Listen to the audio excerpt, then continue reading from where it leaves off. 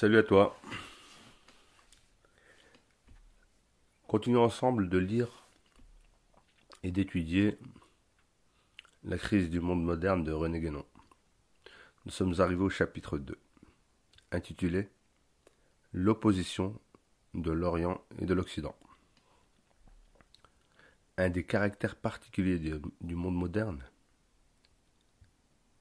c'est la scission qu'on y remarque entre l'Orient et l'Occident. Et bien que nous ayons déjà traité cette question d'une façon plus spéciale, il est nécessaire d'y revenir ici pour en préciser certains aspects et dissiper quelques malentendus.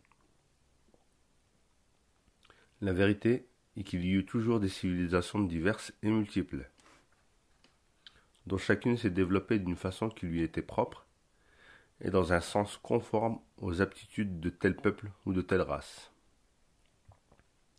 Mais distinction ne veut pas dire opposition.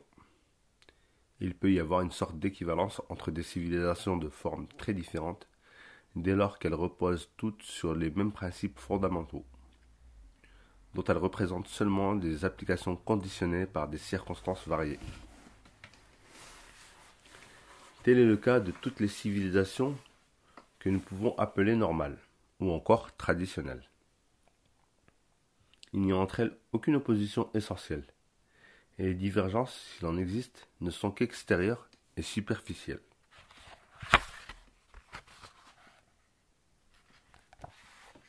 Par contre, une civilisation qui ne connaît aucun principe supérieur,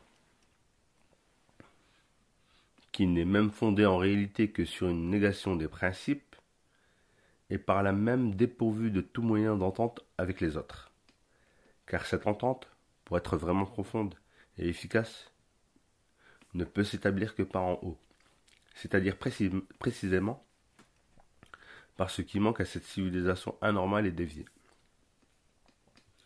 Dans l'état présent du monde, nous avons donc d'un côté toutes les civilisations qui sont demeurées fidèles à l'esprit traditionnel et qui sont les civilisations orientales, et de l'autre une civilisation proprement anti-traditionnelle qui est la civilisation occidentale moderne.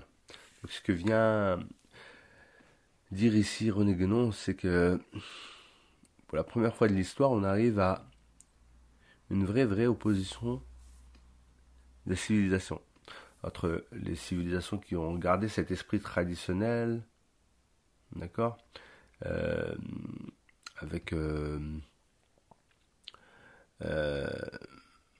un lien au suprarationnel, un lien au divin, et qui sont régis par des principes supérieurs, et la société occidentale, la civilisation occidentale, qui, elle, s'est complètement délestée de tous ces principes supérieurs, et qui vient, bien sûr, avec ses droits de l'homme et du citoyen, ses super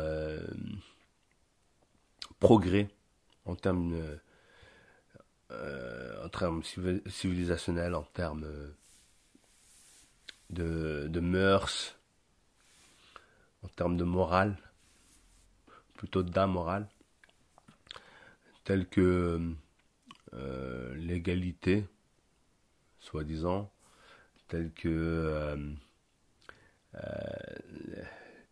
les lois du genre, le féminisme exacerbé, le fais ce qu'il te plaît, ni Dieu ni maître, et qui l'ont complètement perverti, qui fait que dans son essence même, il y a une contradiction totale avec les civilisations qui ont gardé cet esprit traditionnel.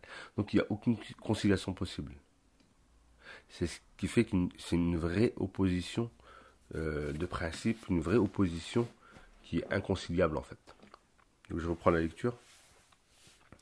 Pourtant, certains ont été jusqu'à contester que la division même de l'humanité en Orient et Occident corresponde à une réalité. Mais, tout au moins pour l'époque actuelle, cela ne semble pas pouvoir être sérieusement mis en doute. D'abord qu'il existe une civilisation occidentale commune à l'Europe et à l'Amérique. C'est là un fait sur lequel tout le monde doit être d'accord, quel que soit d'ailleurs le jugement qu'on portera sur la valeur de cette civilisation. Pour l'Orient, les choses sont moins simples, parce qu'il existe effectivement non pas une mais plusieurs civilisations orientales. Mais il suffit qu'elles possèdent certains traits communs, ceux qui caractérisent ce que nous avons appelé une civilisation traditionnelle, et que ces mêmes traits ne se trouvent pas dans la civilisation occidentale, pour que la distinction et même l'opposition de l'Orient et de l'Occident soient pleinement justifiées. Or, il en est bien ainsi. Et le caractère traditionnel est en effet commun à toutes les civilisations orientales pour lesquelles nous rappellerons, afin de mieux fixer les idées, la division générale que nous avons adoptée précédemment. Et qui, bien que peut-être un peu trop simplifiée si l'on voulait entrer dans le détail, est cependant exacte quand on s'en tient en grandes lignes. L'extrême-orient, représenté essentiellement par la civilisation chinoise, le Moyen-Orient par la civilisation hindoue, le Proche-Orient par la civilisation islamique. Il convient d'ajouter que cette dernière, à bien des égards, devrait plutôt être regardée comme intermédiaire entre l'Orient et l'Occident, et que beaucoup de ses caractères la rapprochent même surtout de ce qui fut la civilisation occidentale du Moyen-Âge.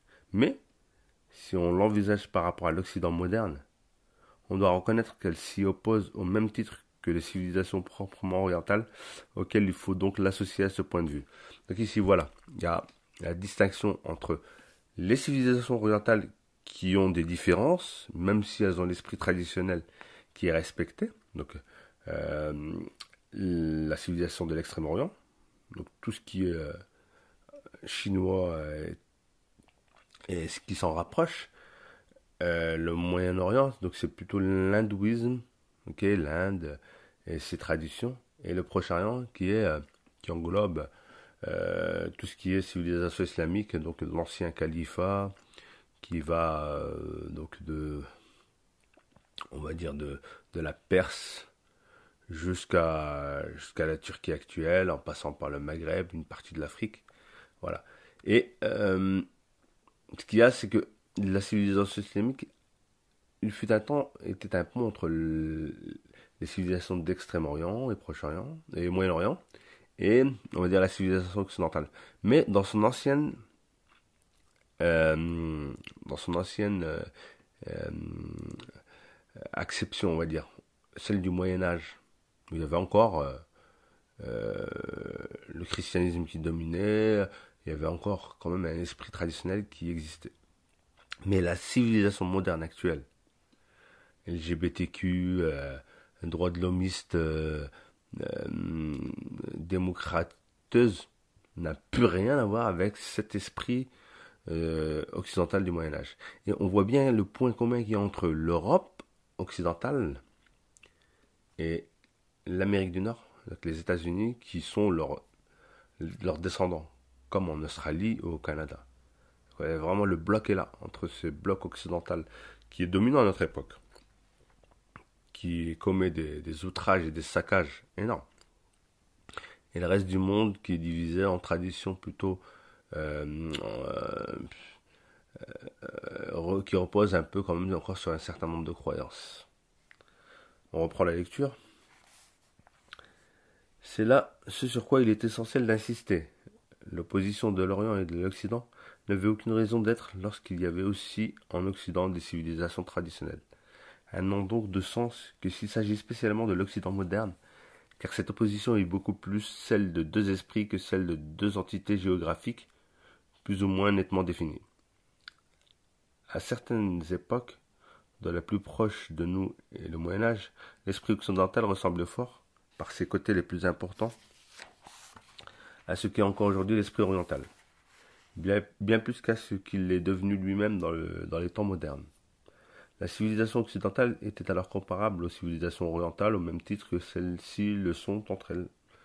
Il s'est produit au cours des derniers siècles un changement considérable, beaucoup plus grave que toutes les déviations qui avaient pu se manifester antérieurement en des époques de décadence, puisqu'il va même jusqu'à un véritable renversement dans la direction donnée à l'activité humaine. Et c'est dans le monde occidental exclusivement que ce changement a pris naissance. Par conséquent, lorsque nous disons esprit occidental, en nous référant à ce qui existe présentement, ce qu'il faut entendre par là n'est pas autre chose que l'esprit moderne. Et comme l'autre esprit ne s'est maintenu qu'en Orient, nous pouvons toujours par rapport aux conditions actuelles l'appeler esprit oriental. Ces deux termes, en somme, n'expriment rien d'autre qu'une situation de fait. Et s'il apparaît bien clairement que l'un des deux esprits en présence est effectivement occidental, parce que son apparition appartient à l'histoire récente, nous n'entendons rien préjuger quant à la provenance de l'autre qui fut jadis commun à l'Orient et à l'Occident, et dont l'origine, à vrai dire, doit se confondre avec celle de l'humanité elle-même, puisque c'est là l'esprit que l'on pourrait qualifier de normal, ne serait-ce que parce qu'il a inspiré toutes les civilisations que nous connaissons plus ou moins complètement, à l'exception d'une seule qui est la civilisation occidentale moderne. Voilà, ici il fait une distinction entre en fait l'esprit oriental et l'esprit occidental. En fait, l'occidental c'est plutôt l'esprit moderne, donc la civilisation moderne, qui n'a rien à voir avec la civilisation occidentale traditionnelle du Moyen Âge, comme il l'a rappelé. Et donc c'est là que la vraie distinction se fait. Et c'est plus une différence d'état d'esprit qu'une opposition géographique, comme il le dit. C'est-à-dire qu'on peut très bien trouver un esprit moderne occidental en Orient, dans la Chine capitaliste, parce que si on se met à jour par rapport à notre époque, maintenant en 2022, euh, l'évolution qu'a connue le monde, c'est que cet esprit occidental a quand même envahi la plupart de la planète. D'accord. Ça me rappelle donc des textes religieux, un que je vais aller puiser dans le christianisme et l'autre dans l'islam. Euh, dans l'esprit chrétien, dans les évangiles, on trouve que l'avènement de la bête, ok, eh ben je pense que l'Occident, c'est elle qui amène l'avènement de la bête.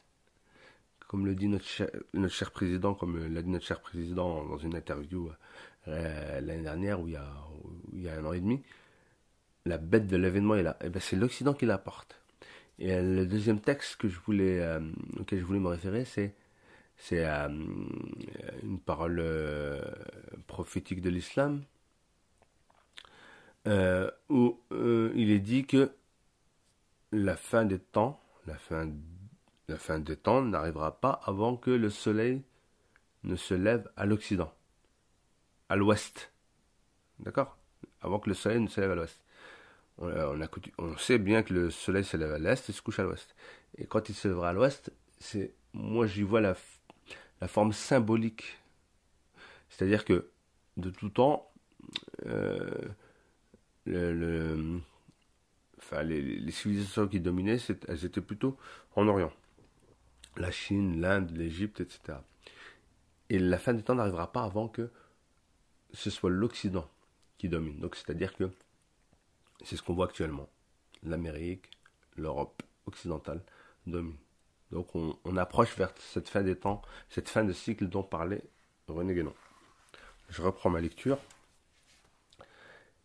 Quelques-uns qui n'avaient sans doute pas pris la peine de lire nos livres ont cru devoir nous reprocher d'avoir dit que toutes les doctrines traditionnelles avaient une origine orientale, que l'Antiquité occidentale elle-même, à toutes les époques, avait toujours reçu ces traditions de l'Orient. Nous n'avons jamais rien écrit de semblable, ni même rien qui puisse suggérer une telle opinion, pour la simple raison que nous savons très bien que cela est faux. En effet, ce sont précisément les données traditionnelles qui s'opposent nettement à une assertion de ce genre. On trouve partout l'affirmation formelle que la tradition primordiale du cycle actuel est venue des régions hyperboréennes. Il y eut ensuite plusieurs courants secondaires correspondant à des périodes diverses, et dont un des plus importants, tout au moins parmi ceux dont les vestiges sont encore discernables, alla incontestablement de l'Occident vers l'Orient. De l'Occident vers l'Orient. Mais tout cela se rapporte à des époques fort lointaines, de celles qui sont communément dites préhistoriques. Et ce n'est pas là ce que nous avons en vue. Ce que nous disons, c'est d'abord que depuis fort longtemps déjà, le dépôt de la tradition primordiale a été transféré en Orient. Et que c'est là que se trouvent maintenant les formes doctrinales qui en sont issues le plus directement. C'est ensuite que, dans l'état actuel des choses, le véritable esprit traditionnel, avec tout ce qu'il applique, n'a plus de représentant authentique qu'en Orient. Pour compléter cette mise au point, nous devons nous expliquer aussi, au moins brièvement, sur certaines idées de restauration d'une tradition occidentale, qui ont vu le jour dans divers milieux contemporains. Le seul intérêt qu'elles présentent, au fond, c'est de montrer que quelques esprits ne sont plus satisfaits de la négation moderne, et qu'ils éprouvent le besoin d'autre chose que de ce que leur offre notre époque, qu'ils entrevoient la possibilité d'un retour à la tradition sous une forme ou sous une autre, comme l'unique moyen de sortir de la crise actuelle. Malheureusement, le traditionnalisme n'est point la même chose que le véritable esprit traditionnel. Il peut naître et il n'est bien souvent en fait qu'une simple tendance, une aspiration plus ou moins vague, qui ne suppose aucune connaissance réelle. Et dans le désordre mental de notre temps, cette aspiration provoque surtout, il faut bien le dire, des conceptions fantaisistes et chimériques, dépourvues de tout fondement sérieux. Ne trouvant aucune tradition authentique sur laquelle on puisse s'appuyer. On va jusqu'à imaginer des pseudo-traditions qui n'ont jamais existé et qui manquent tout autant de principes que ceux à quoi on voudrait les substituer. Tout le désordre moderne se reflète dans ces constructions. Et quelles que puissent être les intentions de leurs auteurs, le seul résultat qu'ils obtiennent est d'apporter une contribution nouvelle au déséquilibre général. Nous ne mentionnerons que pour mémoire en ce genre la prétendue tradition occidentale, fabriquée par certains occultistes à l'aide des éléments les plus disparates et surtout destinée à faire concurrence à une tradition orientale non moins imaginaire, celle des théosophistes. Nous avons suffisamment parlé de ces choses ailleurs, et nous préférons en venir tout de suite à l'examen de quelques autres théories qui peuvent sembler plus dignes d'attention parce qu'on y trouve tout au moins le désir de faire appel à des traditions qui ont eu une existence effective. Nous faisions allusion tout à l'heure aux courants traditionnels venus des régions occidentales. Les récits des anciens, relatifs à l'Atlantide, en indiquent l'origine. Après la disparition de ce continent, qui est le dernier des grands cataclysmes arrivés dans le passé, il ne semble pas douteux que des restes de sa tradition aient été transportés en des régions diverses, où ils se sont mêlés à d'autres traditions préexistantes, principalement à des rameaux de la grande tradition hyperboréenne. Et il est fort possible que les doctrines des Celtes en particulier aient été un des produits de cette fusion.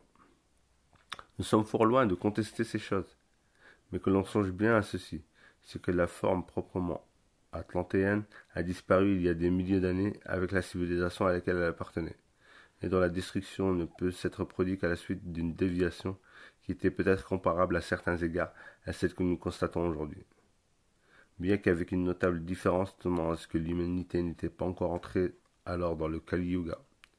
C'est aussi que cette tradition ne correspondait qu'à une période secondaire de notre cycle, et que ce serait une grande erreur que de prétendre identifier la tradition primordiale dont toutes les autres sont issues, et qui seule demeure du commencement à la fin. Il serait hors de propos d'exposer ici toutes les données qui justifient ces informations. Nous n'en retiendrons que la conclusion, qui est l'impossibilité de faire revivre présentement une tradition atlantéenne, ou même de s'y rattacher plus ou moins directement. Il y a d'ailleurs bien de la fantaisie dans les tentatives de cette sorte. Il n'en est pas moins vrai qu'il peut être intéressant de rechercher l'origine des éléments qui se rencontrent dans les traditions ultérieures, pourvu qu'on le fasse avec toutes les précautions nécessaires, pour se garder de certaines illusions. Mais ces recherches ne peuvent en aucun cas aboutir à la résurrection d'une tradition qui ne serait adaptée à aucune des conditions actuelles de notre monde. Je ferai encore une petite pause ici. Alors, des propos sur l'Atlantide, ce continent qui aurait été englouti. Moi, je n'en ai aucune connaissance et je n'en ai aucune certitude. C'est vrai que c'est une théorie qui est partagée par-ci par-là. Moi, ce sur quoi je voudrais m'attacher par rapport aux propos de René Guénon, c'est à la recherche, chez beaucoup d'Occidentaux, d'une réconciliation ou de retrouver quelque chose de la tradition primordiale qui existe encore chez les Orientaux. Je vois beaucoup de gens qui se dirigent vers des croyances orientales telles que le bouddhisme, à travers le yoga, en essayant de, de, de se trouver une sorte de spiritualité qu'ils ne trouvent pas dans la vie de tous les jours, surtout en Occident, cet Occident matérialiste. Donc ça dénote une soif, une envie, un besoin, une faim de spirituel que nos sociétés ne proposent plus et qu'on va chercher ailleurs. Certains le trouvent en se réconciliant avec Jésus, d'autres en allant vers l'islam, d'autres encore en allant vers le bouddhisme. Et donc, ça montre ce vide, ce manque qu'a créé cette société moderne en détachant l'homme de Dieu. Je continue la lecture. Il y en a d'autres qui veulent se rattacher au celtisme. Et parce qu'ils font ainsi appel à quelque chose qui est moins éloigné de nous, il peut sembler que ce qu'ils proposent soit moins irréalisable. Pourtant, on trouverait-il aujourd'hui le celtisme à l'état pur et doué encore d'une vitalité suffisante pour qu'il soit possible d'y prendre un point d'appui. Nous ne parlons pas en effet de reconstitution archéologique ou simplement littéraire, comme on en a vu quelques-unes. C'est de toute autre chose qu'il s'agit. Que des éléments celtiques très reconnaissables et encore utilisables soient parvenus jusqu'à nous par divers intermédiaires, cela est vrai. Mais ces éléments sont très loin de représenter l'intégralité d'une tradition. Et chose surprenante, celle-ci, dans les pays même où elle a vécu jadis, est maintenant plus complètement ignorée encore que celle de beaucoup de civilisations qui furent toujours étrangères à ces mêmes pays. N'y a-t-il pas là quelque chose qui devrait donner à réfléchir, tout au moins à ceux qui ne sont pas entièrement dominés par une idée préconçue? Nous dirons plus. Dans tous les cas comme celui-là, où l'on a affaire aux vestiges laissés par des civilisations disparues, il n'est possible de les comprendre vraiment que par comparaison avec ce qu'il y a de similaire dans les civilisations traditionnelles qui sont encore vivantes. Et on peut en dire autant pour le Moyen-Âge lui-même, où se rencontrent tant de choses dont la signification est perdue par les Occidentaux modernes. Cette prise de contact avec les traditions dont l'esprit subsiste toujours est même le seul moyen de revivifier ce qui est encore susceptible de l'être. Et c'est là, comme nous l'avons déjà indiqué bien souvent, un des plus grands services que l'Occident puisse rendre que l'Orient, excusez-moi. Et c'est là, comme nous l'avons déjà indiqué bien souvent, un des plus grands services que l'Orient puisse rendre à l'Occident.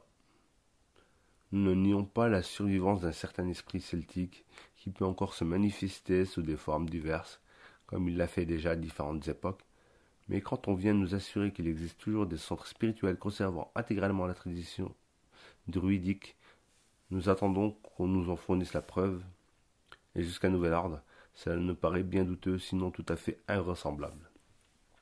La vérité est que les éléments celtiques subsistants ont été pour la plupart au Moyen-Âge assimilés par le christianisme. La légende du Saint Graal, avec tout ce qui s'y rattache, est à cet égard un exemple particulièrement probant et significatif. Nous pensons d'ailleurs qu'une tradition occidentale, si elle parvenait à se reconstituer, prendrait forcément une forme extérieure religieuse, au sens le plus strict de ce mot, et que cette forme ne pourrait être que chrétienne, car, d'une part, les autres formes possibles sont depuis trop longtemps étrangères à la mentalité occidentale, et d'autre part, c'est dans le christianisme seul, disons plus précisément encore dans le catholicisme, que se trouvent en Occident les restes d'esprits traditionnels qui survivent encore. Toute tentative traditionnaliste qui ne tient pas compte de ce fait est inévitablement vouée à l'insuccès, parce qu'elle manque de base. Il est trop évident qu'on ne peut s'appuyer que sur ce qui existe d'une façon effective et que là où la continuité fait défaut, il ne peut y avoir que des reconstitutions artificielles et qui ne sauraient être viables. Si l'on objecte que le christianisme, même à notre époque, n'est plus guère compris vraiment, et dans son sens profond, nous répondrons qu'il a du moins gardé, dans sa forme même, tout ce qui est nécessaire pour fournir la base dont il s'agit. La tentative la moins chimérique, la seule même qui ne se heurte pas à des impossibilités immédiates, serait donc celle qui viserait à restaurer quelque chose de comparable à ce qui exista au Moyen-Âge, avec les différences requises par la modification des circonstances. Et pour tout ce qui est entièrement perdu en Occident, il conviendrait de faire appel aux traditions qui se sont conservées intégralement, comme nous l'indiquions tout à l'heure, et d'accomplir ensuite un travail d'adaptation qui ne pourrait être que l'œuvre d'une élite intellectuelle fortement constituée. Là, je refais une petite parenthèse. À quoi s'est attaquée la Révolution française qui émanait des loges maçonniques? Parce que là, on est dans une république, dans une domination maçonnique, hein. Qu'on le veuille ou non, c'est comme ça. Eh bien, c'est attaqué d'abord aux bases de la chrétienté en France, qui était surnommée la fille aînée de l'Église. Ils ont sapé la foi chrétienne, et plus précisément catholique, parce que les Français étaient de tradition plutôt catholique. Et donc, les lois de 1905, tout ce qui émane de la Révolution française était là pour saper cette base traditionnelle chrétienne et catholique en France. Et elle voit d'un mauvais œil d'autres traditions qui sont venues par la suite, comme l'islam. Mais elle s'accommode très bien avec le judaïsme. Et on pourra en rediscuter plus tard. Et donc, si on voulait retrouver une certaine forme de tradition en France, même si on voulait rattacher ça, comme le dit René Guénon, aux Celtes ou je ne sais quelle autre tradition du Moyen-Âge, il faudrait passer par le christianisme. Car c'est la forme la plus connue et encore qui existe encore en France de tradition, d'esprit traditionnel. Christianisme, catholicisme. Qui pourrait très bien s'allier avec l'islam, qui la reconnaît. Et au lieu de créer des guéguerres entre les croyants, on devrait les rassembler pour pouvoir récupérer un tant soit peu de souveraineté par rapport à nos traditions passées. Donc je reprends la lecture. Tout cela, nous l'avons déjà dit, mais il est bon d'y insister encore, parce que trop de rêveries inconsistantes se donnent libre cours actuellement, et aussi parce qu'il faut bien comprendre que si les traditions orientales, dans leur forme propre, peuvent assurément être assimilées par une élite qui, par définition en quelque sorte, doit être au-delà de toutes les formes, elles ne pourront sans doute jamais l'être, à moins de transformations imprévues par la généralité des Occidentaux, pour qui elles n'ont point été faites. Si une élite occidentale arrive à se former, la connaissance vraie des doctrines orientales, pour la raison que nous venons d'indiquer, lui sera indispensable pour remplir sa fonction. Mais ceux qui n'auront qu'à recueillir le bénéfice de son travail, et qui seront les plus grands nombres, pourront fort bien n'avoir aucune conscience de ces choses. Et l'influence qu'ils en recevront, pour ainsi dire sans s'en douter, en tout cas par des moyens qui leur échapperont entièrement, ne seront pas pour cela moins réels ni moins efficaces. Nous n'avons jamais dit autre chose. Nous avons cru devoir le répéter ici aussi nettement que possible, parce que si nous devons nous attendre à ne pas être toujours entièrement compris par tous, nous tenons du moins à ce qu'on ne nous attribue pas des intentions qui ne sont aucunement les nôtres. Mais laissons maintenant de côté toutes les anticipations, puisque c'est le présent état des choses qui doit nous occuper surtout. Et revenons encore un instant sur les idées de restauration d'une tradition occidentale, telles que nous pouvons les observer autour de nous. Une seule remarque suffirait à montrer que ces idées ne sont point dans l'ordre, s'il est permis de s'exprimer ainsi. C'est qu'elles sont presque toujours conçues dans un esprit d'hostilité plus ou moins avoué vis-à-vis de l'Orient.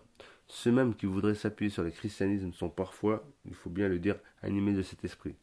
Ils semblent chercher avant tout à découvrir des oppositions qui en réalité sont parfaitement inexistantes. Et c'est ainsi que nous avons entendu émettre une opinion absurde que si les mêmes choses se trouvent à la fois dans le christianisme et dans les doctrines orientales, est exprimée de part et d'autre sous une forme presque identique, elles n'ont cependant pas la même signification dans les deux cas, qu'elles ont même une signification contraire. Ceux qui émettent de semblables affirmations prouvent par là que, quelles que soient leurs prétentions, ils ne sont pas allés bien loin dans la compréhension des doctrines traditionnelles, puisqu'ils n'ont pas entrevu l'identité fondamentale qui se dissimule sous toutes les différences de forme extérieure, et que là même, où cette identité devient tout à fait apparente, ils s'obstinent encore à la méconnaître. Aussi cela n'envisage-t-il le christianisme lui-même que d'une façon tout à fait extérieure. qui ne saurait répondre à la notion d'une véritable doctrine traditionnelle, offrant dans tous les ordres une synthèse complète. C'est le principe qui leur manque, en quoi ils sont affectés, beaucoup plus qu'ils ne peuvent le penser, de cet esprit moderne contre lequel ils voudraient pourtant réagir. Et lorsqu'il leur arrive d'employer le mot de tradition, ils ne le prennent certainement pas dans le même sens que nous. Donc, petite parenthèse, René Guénon ici nous dit que même ceux qui veulent restaurer l'esprit traditionnel occidental le font de la mauvaise manière, parce qu'ils sont gangrénés par cet esprit moderne, sans le savoir. C'est-à-dire qu'au lieu d'aller puiser dans les traditions orientales et de trouver ce qui fait le point commun, qui permettra de restaurer une tradition occidentale, ils le créent en opposition, en disant que même les termes qui sont les mêmes dans les deux types de traditions, en fait, s'opposent. Donc cet esprit revanchard, cet esprit d'opposition n'est pas bon du tout pour restaurer ceux qui veulent restaurer, pour lutter contre l'esprit moderne qui est en train de détériorer nos civilisations et le monde dans son ensemble. Parce que, à l'image de la parole euh, euh, qui dit, enfin c'est une parole du prophète Mohammed qui dit, nous et ceux qui vivent avec nous sur terre et qui commettent la corruption sur terre, c'est l'image de personnes dans un bateau. Ceux qui essayent de sauver ce monde seraient sur le pont, et ceux qui détérioreraient le monde et qui le poussent à sa perte seraient dans la cale. Et chaque jour, ces gens dans la cale monteraient pour aller chercher de l'eau et de la nourriture en passant par le pont. Et à un certain moment, ils se diraient, pourquoi nous dérangeons-nous à monter tous les jours et aussi à déranger les gens qui sont sur le pont? Pourquoi ne creuserions-nous pas un trou dans la canne? Nous allons directement chercher de l'eau, notre eau et notre nourriture. Ceux qui sont sur le pont les entendent donc mettre des coups. Et s'ils ne descendent pas pour les arrêter, tout le monde sera perdu. Alors que s'ils descendent pour les arrêter, quitte à les combattre, ils seraient sauvés, et eux, et ceux qui creusaient leur propre perte. Donc voilà, si nous, on ne s'attache pas, ceux qui ont encore une croyance en la tradition, à essayer d'alerter les gens, de les réveiller, pour pas que le monde entier sombre, comme il est en train de sombrer, nous serions tous perdus. Alors que si nous arrivions à les réveiller, ils seraient sauvés, et nous serions sauvés. Je reprends ma lecture. Dans la confusion mentale qui caractérise notre époque, on en est arrivé à appliquer indistinctement ce mot de tradition à toutes sortes de choses, souvent fort insignifiantes, comme de simples coutumes sans aucune portée et parfois d'origine toute récente. Nous avons signalé ailleurs un abus du même genre en ce qui concerne le mot de religion. Il faut se méfier de ces déviations du langage qui traduisent une sorte de dégénérescence des idées correspondantes, et ce n'est pas parce que quelqu'un s'intitule traditionnaliste qu'il est sûr qu'il sache, même imparfaitement, ce qu'est la tradition au vrai sens de ce mot. Pour notre part, nous nous refusons absolument à donner ce nom à tout ce qui est d'ordre purement humain.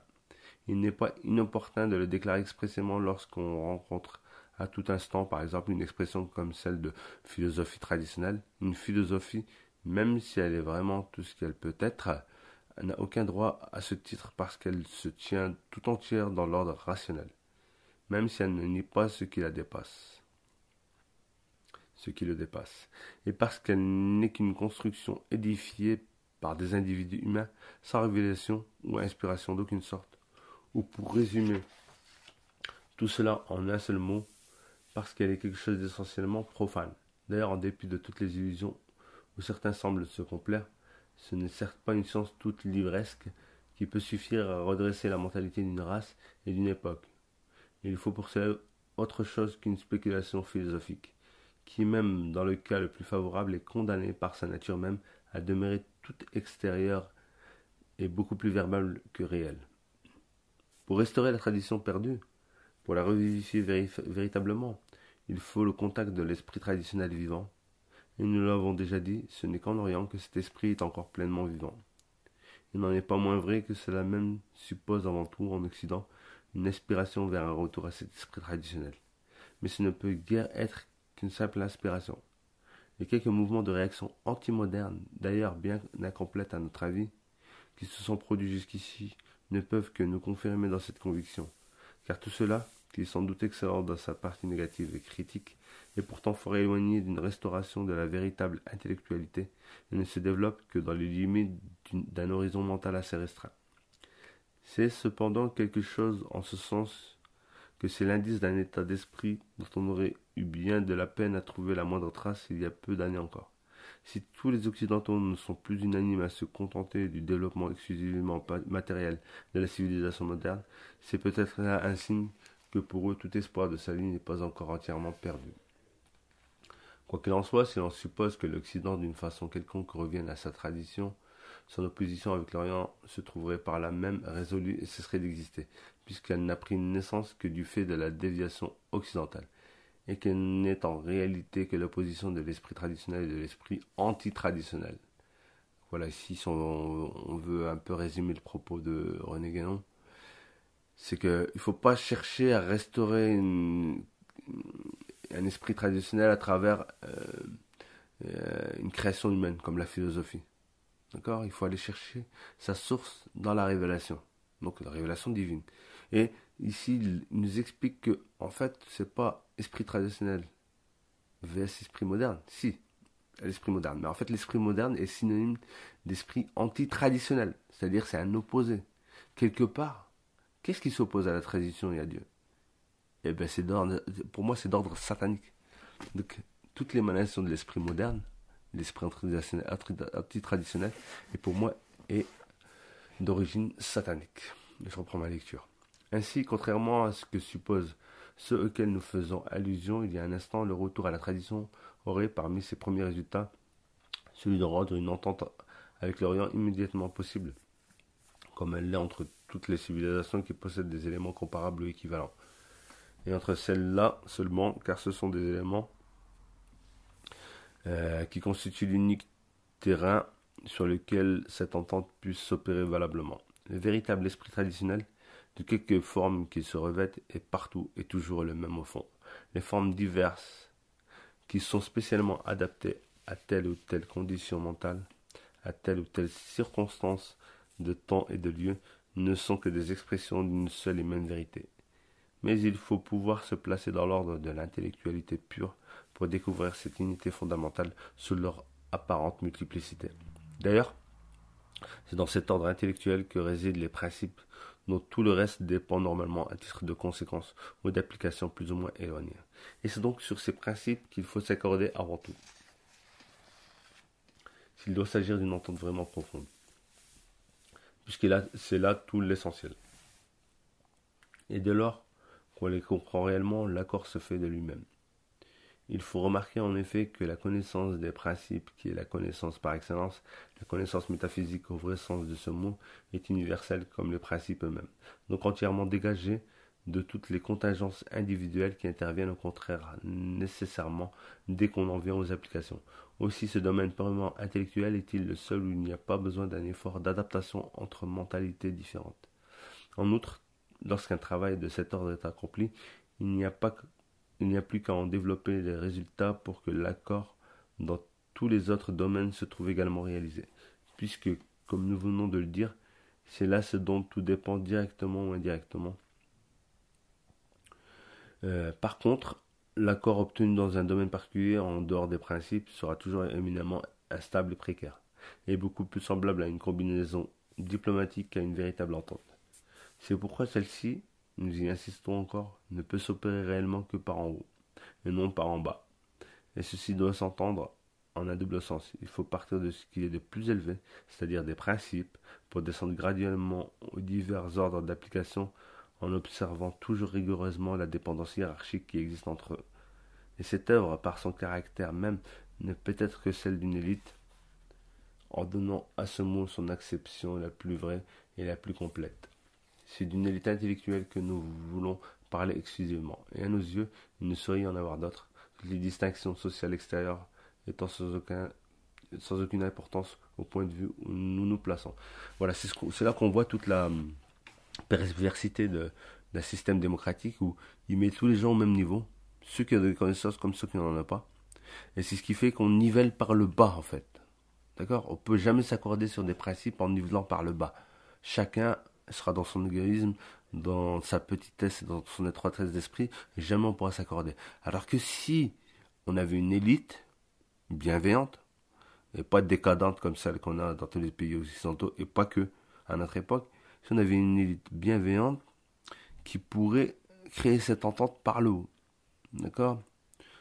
Donc par les principes supérieurs, on aurait cette entente et ensuite on descend du haut vers le bas pour s'accorder sur les principes les plus secondaires, on va dire.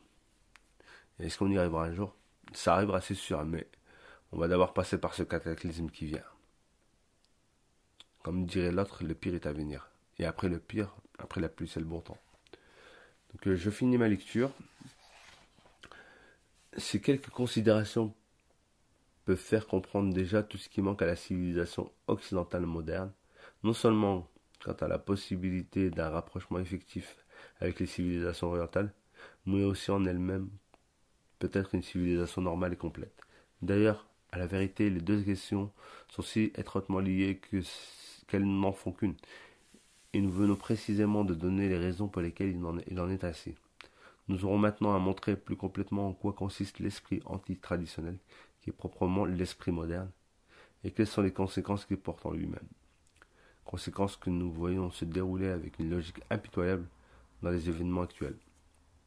Mais avant d'en venir là, une dernière réflexion s'impose encore. Ce n'est point être anti-occidental, si l'on peut employer ce mot, que d'être résolument anti-moderne, puisque c'est au contraire faire le seul effort qui soit valable pour essayer de sauver l'Occident de son propre désordre. Et d'autre part, aucun oriental fidèle à sa propre tradition ne peut envisager les choses autrement que nous ne le faisons nous-mêmes. Il y a certainement beaucoup moins d'adversaires de l'Occident comme tel, ce qui d'ailleurs n'aurait guère de sens que de l'Occident en tant qu'il s'identifie à la civilisation moderne. Quelques-uns parlent aujourd'hui de défense de l'Occident, ce qui est vraiment singulier, alors que, comme nous le verrons plus loin, c'est celui-ci qui menace de tout submerger et d'entraîner l'humanité entière dans le tourbillon de son activité désordonnée, singulier, disons-nous, et tout à fait injustifié, s'ils entendent, comme il le semble bien malgré quelques restrictions, que cette défense doit être dirigée contre l'Orient, car le véritable Orient ne songe ni à attaquer ni à dominer qui que ce soit. Il ne demande rien de plus que son indépendance et sa tranquillité, ce qui, on en conviendra, est assez légitime. Voilà, là franchement, en 1946, il résume ce qui se passe par anticipation à notre époque. C'est vrai qu'il était dans le contexte de la Seconde Guerre mondiale, enfin de la sortie de la Première Guerre mondiale, et puis en pleine Seconde Guerre mondiale, et l'Occident veut submerger le monde entier en se créant des ennemis. Et là, c'est encore plus d'actualité. Là, l'Occident qui est belliqueux, qui est conquérant, qui attaque le monde entier depuis des décennies, fait une inversion accusatoire en disant que c'est l'Orient qui la met en danger, etc. Elle va de plus en plus loin dans les territoires de ceux à qui elle s'oppose, en les accusant, eux, d'invasion. On le voit effectivement avec ce qui se passe en Russie, en Ukraine en ce moment. C'est-à-dire que l'OTAN entoure complètement la Russie, la menace tous les jours, et dit que c'est la Russie qui est une menace. Et se crée des ennemis quand c'est pas l'Irak, quand c'est pas la Libye, quand c'est pas l'Afghanistan, quand c'est pas la Chine, c'est la Russie. Et donc c'est là qu'on voit toute la perversité de cette inversion accusatoire. Alors que le vrai grand danger pour l'humanité, cet esprit moderne, pas cet esprit occidental comme le dit Guénon. L'Occident n'est pas l'ennemi de l'Orient, mais la modernité est l'ennemi de toute l'humanité. Voilà si je devais résumer un peu le propos. Et je reprends ici le dernier paragraphe de ce second chapitre. La vérité pourtant est que l'Occident a en effet grand besoin d'être défendu, mais uniquement contre lui-même, contre ses propres tendances, qui, si elles sont poussées jusqu'au bout, le mèneront inévitablement à la ruine et à la destruction. C'est donc réforme de l'Occident qu'il faudrait dire.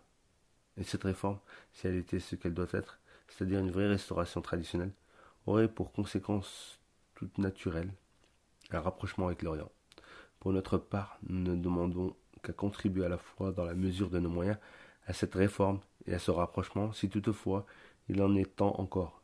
Et si un tel résultat peut être obtenu dans la catastrophe finale avec laquelle la civilisation moderne marche à grands pas, mais même s'il était déjà trop tard pour éviter cette catastrophe, le travail accompli dans cette intention ne serait pas inutile, car il servirait en tout cas à préparer, si lointainement que ce soit, cette discrimination dont nous parlions au début et à assurer